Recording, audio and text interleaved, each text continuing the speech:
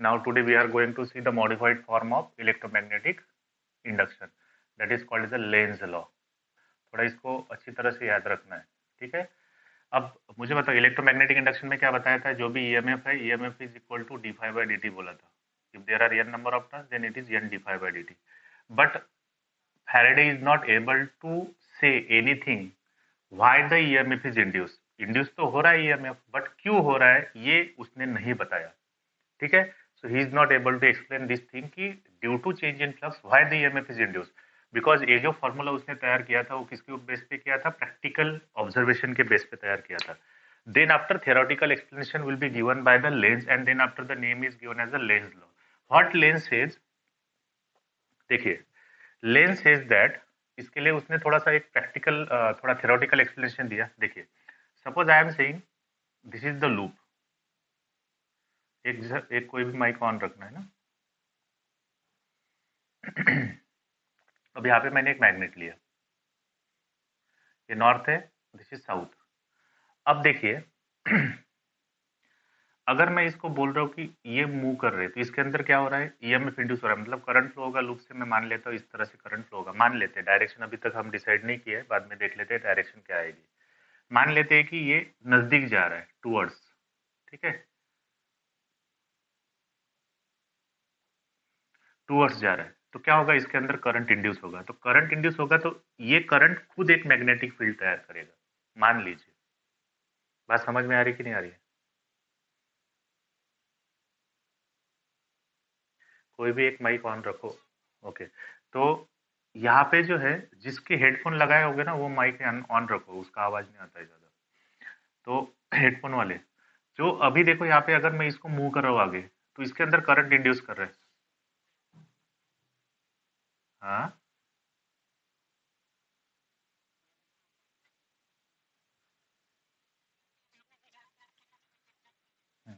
तो यहाँ से ये थोड़ा सा नजदीक जा रहा है। अब देखो करंट इंड्यूस हो रहा है, तो करंट इंड्यूस जब हो रहा है इसके हिसाब से हम अगर बात करते तो देखो क्या होगा, ये इधर जा रहा है, करंट इंड्यूस हो रहा है। अगर मैं मान लेता हूं कि जिस डायरेक्शन में नॉर्थ पोल नजदीक आ रहा है उसी डायरेक्शन उसी साइड में अगर इस करंट की वजह से जो मैग्नेटिक फील्ड तैयार होती है इस लूप में, वो अगर यहाँ पे नॉर्थ तैयार करता है और बैक साइड में साउथ तैयार करता है, तो क्या करेंगे हम, देखो अगर मैंने इसको थोड़ा सा जेंटल पुश दे दिया, जेंटल पुश मतलब थोड़ा सा पुश दे दिया, तो क्या होगा, ये मूव होगा, थोड़ा सा मूव होगा, तो जैसे ही ये थोड़ा सा चेंज होगा तो flux link with the coil क्या हो जाएगी, चेंज। मान लेते हैं कि इस साइड में नॉर्थ तैयार हो रहा है, अगर यहाँ पे नॉर्थ तैयार हो रहा है तो क्या हो जाएगा, automatically north get attracted towards the north, ठीक है। तो हमें बाद में इसको फोर्स अप्लाई करने की जरूरत नहीं पड़ेगी, मतलब इसको मूव करने की जरूरत नहीं पड़ेगी, because here is the sorry, अगर मैं मान लेते यहाँ पे साउथ तैयार हो रहा है, उल्टा हो रहा है और यहाँ पे नॉर्थ तैयार हो रहा है, तो अगर मैं मान लेता हूँ कि अगर यहाँ से मैंने थोड़ा सा पुश कर दिया, तो पुश करने के बाद ऐसा मान लेते हैं कि इसमें करंट सेटअप हो गया, जिस करंट के कारण इस साइड में साउथ तैयार हो रहा है, इस साइड में नॉर्थ तैयार हो रहा है। अगर ये नॉर्थ थोड़ा सा अगर नजदीक जाता है तो क्या होगा, साउथ नॉर्थ को अट्रैक्ट कर लेगा, तो क्या होगा, without force, without force it move. Why it move? Because this magnetic south pole which is created due to the current induced in this coil attract the north pole, ठीक है। तो without force it will move. अब किसी भी चीज को move करने के लिए कुछ वर्क डन करना पड़ता है, बात समझ में आ रही है। और आप यहाँ पे बोल रहे हो without force, can without force work done is possible? हाँ। अब मतलब क्या हुआ कि ये जो चीजें हम देख रहे हैं ये एक दूसरे को कॉन्ट्रेडिक्ट कर रही है, बराबर है।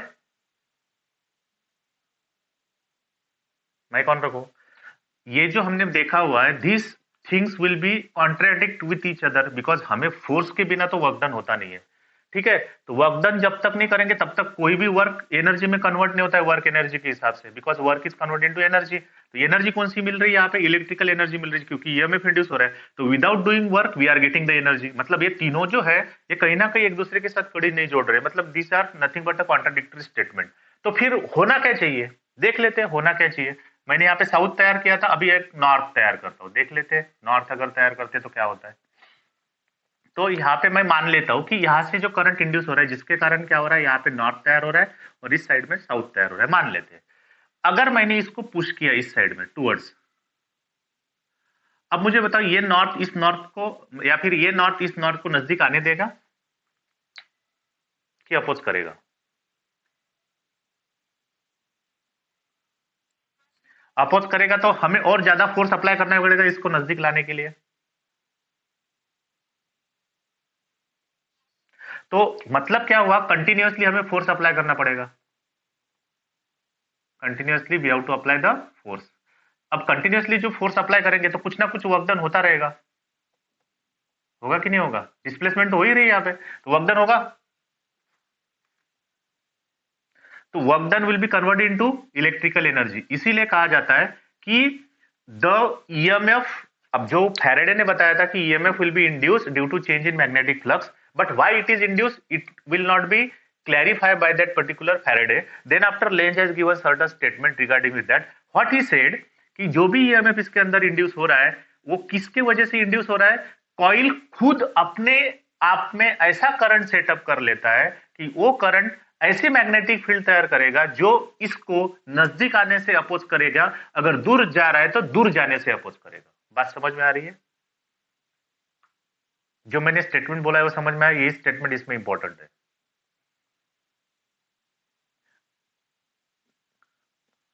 Okay, what he said, length length ने क्या कहा है कि अगर मैं इस मैग्नेट को नजदीक लेके जा रहा हूं तो इसमें अंदर करंट इंड्यूस हो रहा है। तो करंट क्यों इंड्यूस हो रहा है ये फैराडे ने बताया। तो लेंज ने क्या कहा कि इसकी वजह से जो भी चेंज हो रहा है इसके इसके लिंक होने वाला, तो ये खुद के अंदर ऐसा करंट इंड्यूस करेगा ताकि जिसकी वजह से जो मैग्नेटिक फील्ड तैयार होगी वो मैग्नेटिक फील्ड इस मैग्नेट को नजदीक आने से अपोज करेगा अगर नजदीक आ रहा है तो, या फिर दूर जाने को अपोज करेगा अगर दूर जा रहा है तो। ना तो दूर जाने देगा ना तो नजदीक आने देगा। इसका मतलब क्या हुआ, अगर ये दूर जाता है तो भी चेंज होता है, नजदीक आता है तो भी चेंज होता है। That's why here the current will be set up in a coil in such a way that it will oppose the change which is occur in this। Clear है कि नहीं अभी? हाँ, तो ये क्या हुआ कि टू अपोज द चेंज, तो यही से लेंज लॉ का स्टेटमेंट क्या आया, the EMF will be induce, EMF will be induced in the coil to oppose the change, to oppose the change who cause it।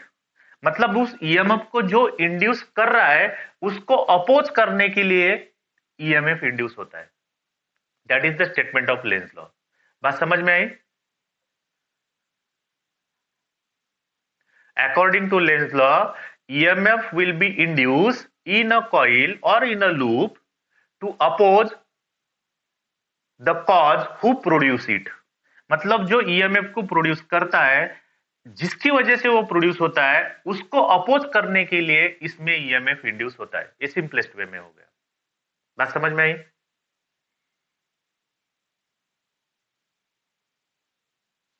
Okay, so that is the thing. अब हम थोड़ा सा इसके ऊपर ध्यान देते हैं। अब देख लेते हैं क्या होगा। ये तो अपोजिशन का आपको समझ में आया था, लेंज लॉ का स्टेटमेंट आपकी बुक में भी दिया हुआ है, आप उसको भी लिख सकते हो। What this statement says, the EMF will be induce in the coil to oppose the cause who produce it. जो कॉज उसको प्रोड्यूस कर रहा है उसको अपोज करने के लिए वो खुद में ईएमएफ इंड्यूस कर लेता है कॉइल। अब देखिए क्या होगा।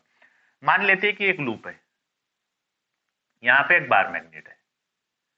Suppose this is the north pole, this is the south pole. ये नॉर्थ पोल नजदीक जा रहा है, तो इस साइड में, लूप के इस साइड में कौन सा पोल तैयार होना चाहिए?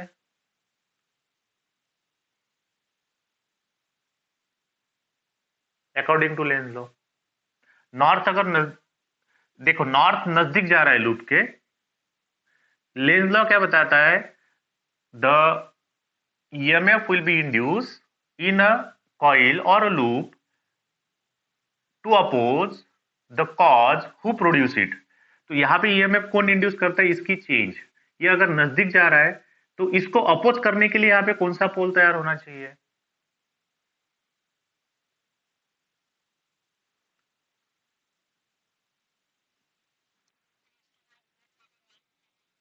मतलब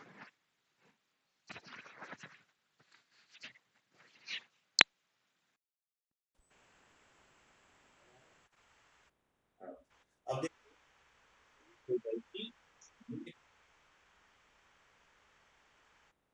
अब देखो यहाँ पे आप भी आंसर बताना है, ठीक है।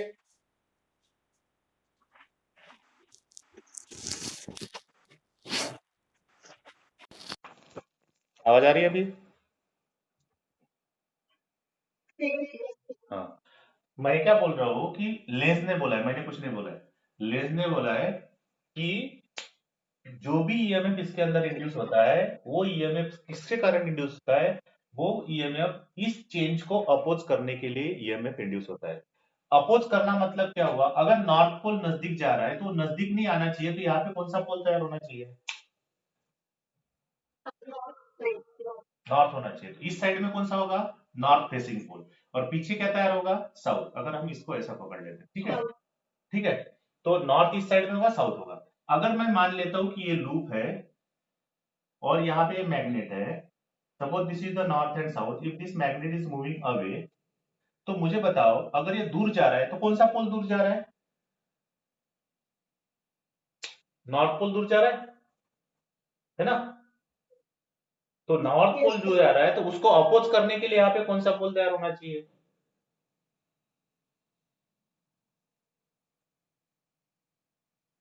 अरे वाह, ऐसे कैसे नहीं आ रही है? अब तो आ रही है। हाँ ठीक है। हाँ, क्या क्या हुआ? एक नेटवर्क इशू तो सबका ही है, अब क्या करें। देखो, अब मैं क्या बोल रहा हूँ कि नॉर्थ पोल दूर जा रहा है तो इसको अपोज करने के लिए यहाँ पे कौन सा पोल तैयार होना चाहिए?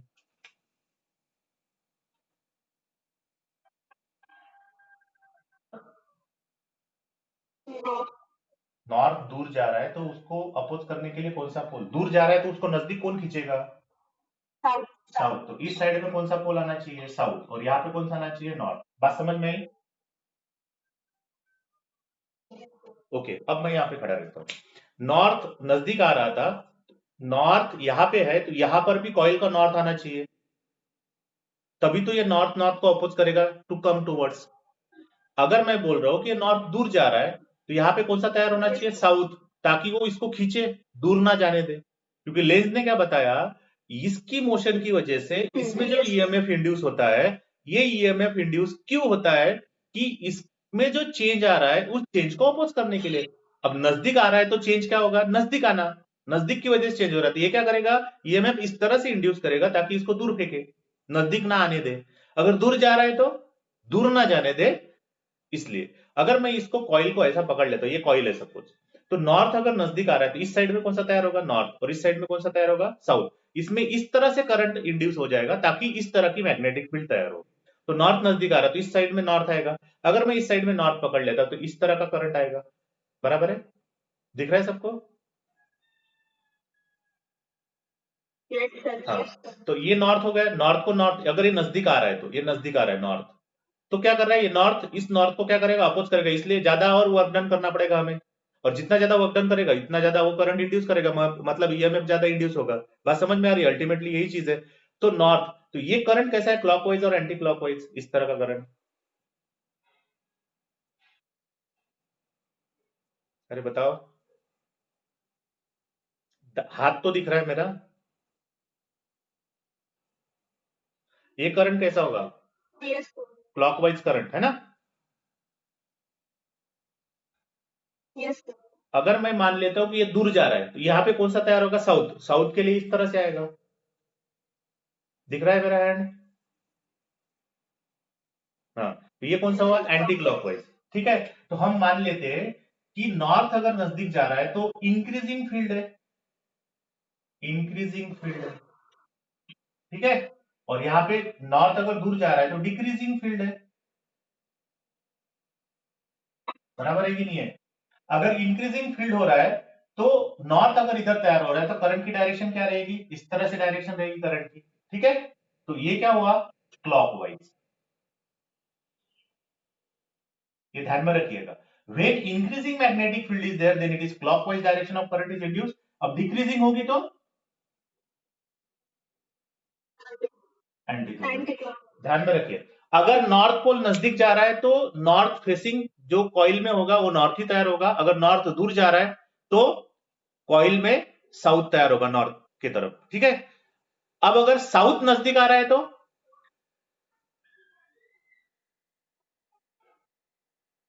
साउथ अगर नजदीक आ रहा है तो साउथ तैयार होगा, अगर साउथ दूर जा रहा है तो नॉर्थ तैयार होगा। बात समझ में आ रही है? अपोजिट पोल तैयार होते हैं। इसके ऊपर मैं एक एग्जांपल ले लेता हूं, आप इसमें से थोड़ा सा बुक से पढ़ लेना, ठीक है, इसके रिलेटेड। अब देखो मैं ये कॉइल लेता हूं, यहाँ पे मैंने एक मैग्नेट लिया, suppose this is the magnet, this is north pole, this is south pole, and this magnet is freely falling through this coil. बात समझ में आई?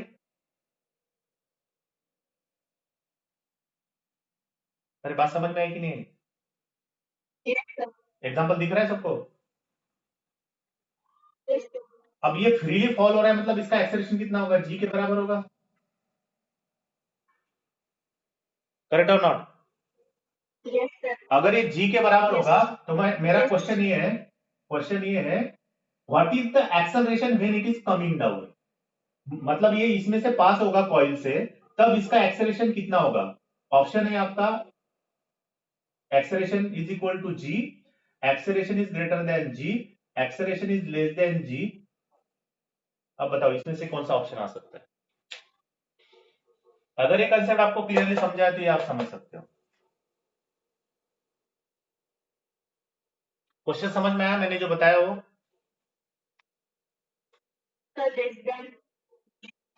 करेक्ट। क्या होगा? लेस देन जी होगा। क्यों जी होगा लेस देन? देखो यहां से गिर रहा है, जी से गिर रहा है, नीचे आएगा तो ये साउथ क्या कर रहा है? दूर जा रहा है। नीचे जा रहा है मतलब कॉइल से पास आउट, मतलब कॉइल से पास आउट होना मतलब दूर जा रहा है। दूर जा रहा है तो ये कॉइल इसके अंदर ऐसा करंट इंड्यूस करेगा, क्योंकि ये दूर जा रहा है मतलब somewhat flux is change with respect to coil, तो ईएमएफ इसके अंदर इंड्यूस हो जाएगा। ईएमएफ इंड्यूस होगा तो इस तरह से ईएमएफ इंड्यूस करेगा ताकि ये साउथ दूर ना जाए, तो यहाँ पे नीचे क्या तैयार होगा? नॉर्थ, और ऊपर क्या तैयार होगा? साउथ। बात समझ में आ रही है? बात समझ में आ रही है कि नहीं आ रही? ऊपर वाली साइड में ये लूप है, लूप के ऊपर साइड में नॉर्थ तैयार होगा, नीचे साउथ तैयार होगा, ताकि साउथ साउथ को, सॉरी उल्टा हो गया क्या, नीचे जा रहा है हमारा, तो यहाँ पे क्या तैयार होगा? नॉर्थ, और यहाँ पे क्या तैयार होगा? साउथ। तो साउथ क्या करेगा? नॉर्थ को दूर नहीं जाने देगा। दूर नहीं जाने देगा मतलब अट्रैक्ट करने की कोशिश करेगा, तो somewhat force of attraction will be occur in that one. अब somewhat force of attraction occur होगा तो जिसके कारण जो एक्सेलरेशन फ्री फॉल में था, जो ऊपर खींच रहा है कुछ फोर्स, तो कुछ एक्सेलरेशन जो तैयार होगा, वो एक्सेलरेशन कितना तैयार होगा? G minus a, that is a dash. तो जी से कम है कि ज्यादा है? कम है। तो ये एप्लीकेशन, इस तरह का क्वेश्चन नीट में पूछा हुआ क्वेश्चन है, ठीक है। तो क्या होगा जब भी ये मैग्नेट नीचे जाएगा, then after what happens, the acceleration will not be remain same, it is little bit less than g. कितना भी रहे बट कम हो जाएगा थोड़ा। Why? Because the EMF which is induced in the coil will oppose the magnet go down, that's why the acceleration will be little bit decrease. बात समझ में आई? ओके। अब मैं आपको एक एग्जांपल और बता देता हूँ लेंज लॉ के ऊपर, देखो क्या होगा। और थोड़ा इक्वेशन भी एक लिख लेते हैं, एक्चुअल इक्वेशन। जो फैराडे का इक्वेशन है वही है, ऐसा कुछ नहीं कि कुछ अलग होगा। D five by d T होगा, यहाँ पे एन है, बट उसने क्या बताया था? टू अपोज की वजह से यहाँ पे साइन क्या आएगा? कौन सा साइन? माइनस। माइनस का मीनिंग क्या होता है? टू अपोज, मतलब ये रेट ऑफ चेंज ऑफ जब डिक्रीजिंग होगा तो ये इंक्रीज हो जाएगा, अगर ये इंक्रीजिंग होगा तो ये डिक्रीज हो जाएगा, because minus sign, minus minus plus हो जाएगा और प्लस माइनस माइनस हो जाएगा। बस समझ में आ रही कि नहीं आ रही है? इंक्रीजिंग अगर हम प्लस पकड़ लेते हैं तो ये इंक्रीज होगा तो प्लस माइनस माइनस हो जाएगा, तो ये क्या हो जाएगा? माइनस, मतलब कम होता जाएगा। अगर ये डिक्रीजिंग होता है तो अपने आप, तो ये निगेटिव साइन क्या रिप्रेजेंट करता है? It oppose the change, it oppose the change. यही तो लेंज ने बताया था, सिर्फ इतना साइन का चेंज जो इफेक्ट था उसने डाल दिया, and then after the Faraday's law completely satisfied, कि उसने जो बताया था कि ईएमएफ इंड्यूस हो रहा है, बट क्यों इंड्यूस हो रहा है? Because to oppose the change which is offer in the magnetic flux link with the coil. तो सबसे इंपॉर्टेंट चीज जो दी थी लेंज ने, ये दी थी। बात समझ में आई? और जिसके कारण वर्क एनर्जी थ्योरम थोड़ा सेटिस्फाई हुआ था, एनर्जी कंजर्वेशन जो था। अगर हमने ये नहीं लगाया तो एनर्जी कंजर्वेशन सेटिस्फाई नहीं होता है। क्यों? अगर हम, तो मैंने एक्सप्लेनेशन इससे पहले बताया था, वो एक्सप्लेनेशन आपको समझ में आ गया? हाँ, तो उसी के हिसाब से अब हम थोड़ा सा एक एग्जांपल लेते हैं। सपोज मेरे पास एक कॉइल है और ये दूसरा कॉइल है, ठीक है, इस तरह से मान लेते हैं। कॉइल दिख रहा है सबको? That is the first B coil and that is A coil. Okay, अब देखो मैं क्या कर रहा हूं यार। अगर इस कॉइल से इस तरह का करंट जा रहा है तो करंट कैसा है? आउटर, मतलब क्लॉकवाइज करंट जा रहा है। कौन सा करंट जा रहा है? क्लॉकवाइज। अगर मैं मान लेता हूं कि ये कॉइल, इस कॉइल में कुछ भी करंट नहीं है सेटअप, ये सीधा एक कॉइल है। ये कॉइल अगर दूर जा रहा है, ये कॉइल दूर जा रहा है, what is the direction, what is the direction of current in B? B में कौन सी डायरेक्शन होगी बताओ?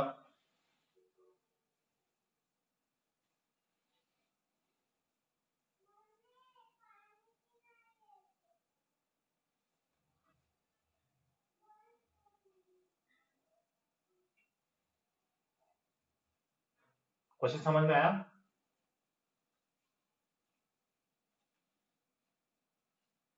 क्वेश्चन समझ में आया? देखिए, एक एक लूप है, ये दूसरा लूप है। इस लूप से मैंने करंट भेजा क्लॉकवाइज करंट, और इस लूप को मैं जो डायरेक्शन नीचे दी है अवे फ्रॉम द लूप लेके जा रहा हूं, अवे फ्रॉम द लूप। तो मुझे सिर्फ इतना बताना है आपने कि इसमें इंड्यूस होने वाले करंट की डायरेक्शन कौन सी रहेगी, क्लॉकवाइज और एंटी क्लॉकवाइज, बी में। क्योंकि क्यों होगा मैं बता रहा हूं। ये करंट है, ये खुद की मैग्नेटिक फील्ड तैयार करेगा। ये मैग्नेटिक फील्ड इसके साथ लिंक होगी। अगर इसके साथ लिंक होगी, अगर ये अगर आगे पीछे भागता है तो इसके साथ लिंक होने वाली मैग्नेटिक फील्ड क्या हो जाएगी? चेंज हो जाएगी। अगर ये magnetic flux link with this coil get change, the EMF is induced in this coil according to oppose the change. ठीक है, इसका मतलब क्या हुआ? अगर ये दूर जा रहा है तो इसके अंदर कुछ ना कुछ करंट इंड्यूस होगा, तो उस करंट की डायरेक्शन क्या रहेगी? मैंने इससे पहले आपको एक्सप्लेनेशन बता दिया था, किस तरह से पोल के आधार पे आपको डिसाइड करना पड़ता है। बताओ।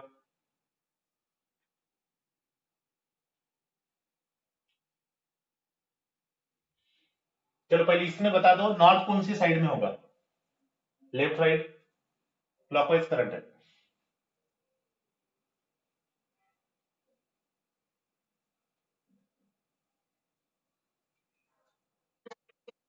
राइट साइड में।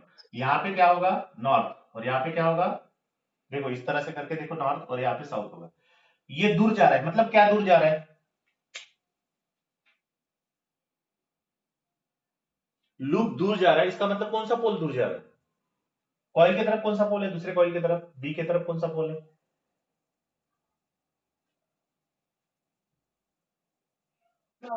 नॉर्थ। तो इधर कौन सा पोल तैयार होना चाहिए ताकि ये इसको दूर जाने से रोके?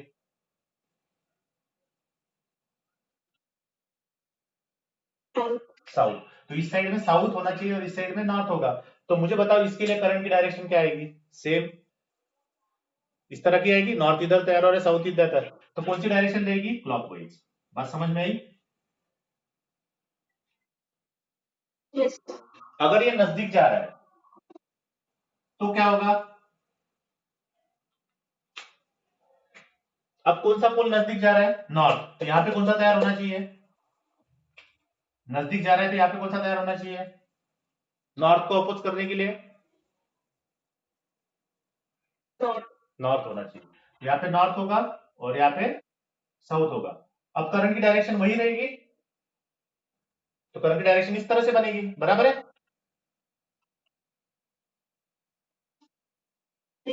तो ये बनेगी, तो करंट की डायरेक्शन क्या हो जाएगी? Anti clockwise. बात समझ में आई? हमने इसके करंट की डायरेक्शन चेंज नहीं की, सिर्फ इसकी मोशन आगे पीछे ली, तो इसके हिसाब से करंट की डायरेक्शन भी ऑटोमेटिकली चेंज हो गई। Why? Because to oppose the change. इस तरह के भी एग्जाम्पल आपको पूछ सकते हैं। बात समझ में आई? ओके।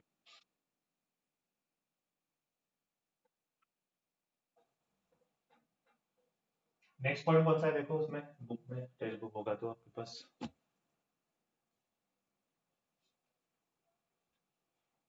अगर कोई एग्जाम्पल होगा तो एग्जाम्पल बता दो।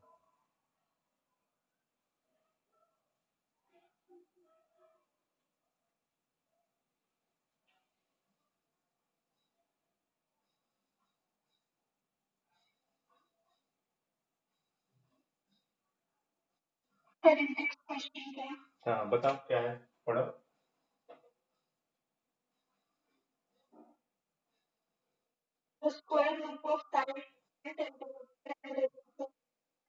स्क्वायर लूप, मैं स्क्वायर लूप निकाल लेता हूँ, रुको एक मिनट। साइड कितनी है, 10 सेंटीमीटर स्क्वायर लूप की, हाँ। और 0.5 displace vertically in east west plane. मतलब देखिए लूप कैसा है, हॉरिजॉन्टल रखा है क्या, क्या लिखा हुआ है पहले से पढ़ो एक बार। लूप वर्टिकल रखा हुआ है।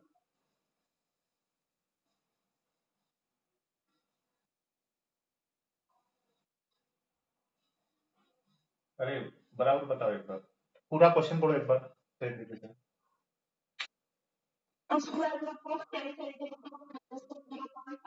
हाँ वर्टिकली, रुको एक मिनट, वर्टिकली, हाँ B is equal to 0.10 tesla, हाँ आगे बढ़ो।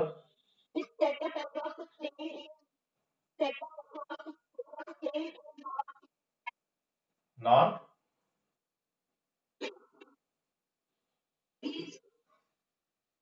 नॉर्थ ईस्ट में कैसे जाएगा, मतलब मैं यहाँ पे निकाल लेता हूँ, ये हमारा ईस्ट वेस्ट हो गया, ईस्ट वेस्ट, यहाँ पे नॉर्थ होगा, यहाँ पे साउथ होगा। अब लूप कैसा रखा हुआ है,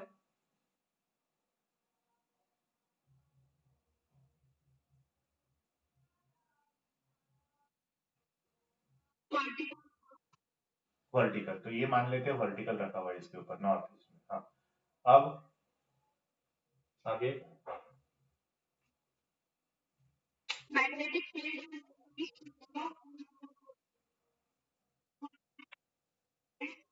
B2 इज इक्वल टू 0, कितने टाइम में, कितने टाइम में,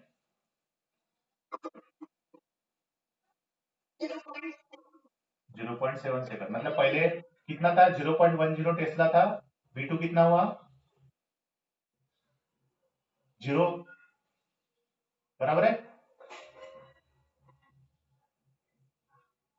हम्म, तो कितने टाइम में हुआ, 0.7 सेकंड में।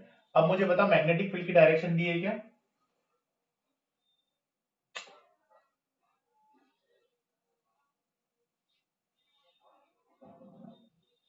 अरे तू माइक ऑन रख और नॉर्थ ईस्ट डायरेक्शन में मैग्नेटिक फील्ड है, बराबर है इसे,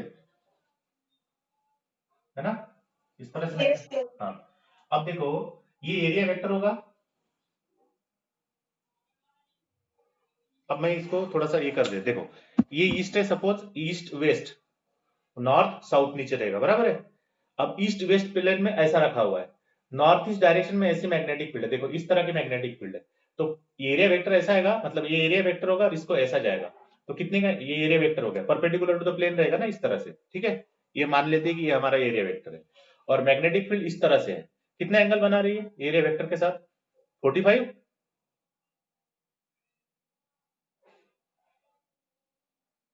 हेलो, अरे जो एग्जाम्पल पढ़ रहा है वो ऑन रखो ना स्पीकर।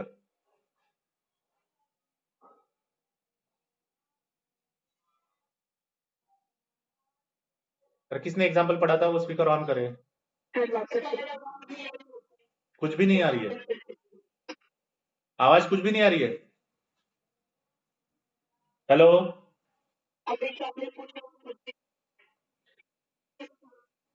जो एग्जाम्पल पढ़ रहा था ना सिर्फ वो माइक ऑन रखे,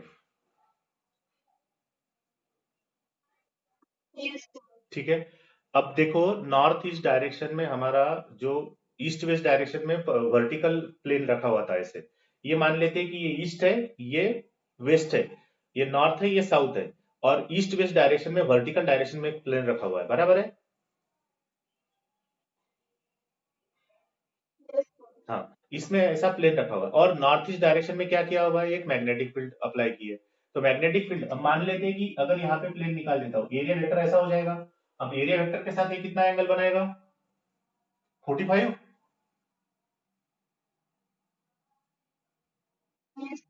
देखो अब देखो हमारे पास निकालना क्या है अभी, फाइनल बताओ, लास्ट वाला स्टेटमेंट पढ़ो, फाइंड द ईएमएफ इंड्यूस।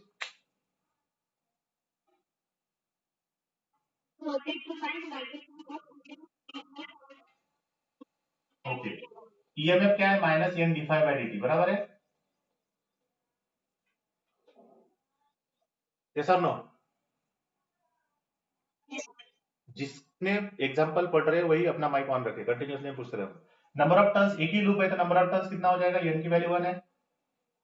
अब d phi by d t मैंने इक्वेशन बताया था कल, डी फाई मैग्नीट्यूड निकालना है तो मैग्नीट्यूड हो जाएगी माइनस की प्लस हो जाएगी, तो d phi by d t मतलब d B A cos theta d t, बराबर है। अब मुझे बताओ एरिया चेंज हो रहा है उसका,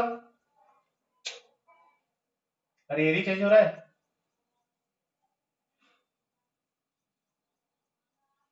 अरे एरिया चेंज हो रहा है। अरे जिसने एग्जांपल पढ़ा है वो ऑन रखो माइक अपना रिस्पांस देने के लिए। हेलो, आवाज आ रही है मेरी?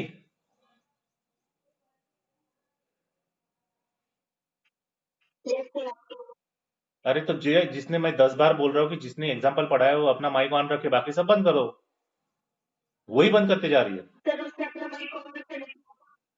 क्यों नहीं बोल रही हो? एक तो बुक तो उसके पास है ना, किसने पढ़ा है ये, सुशिप्रिया ने? तेरे पास बुक है क्या? तेरे पास बुक है? बुक है?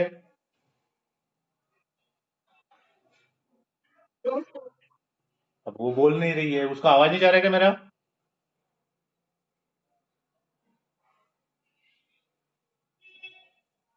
सृष्टि पिया।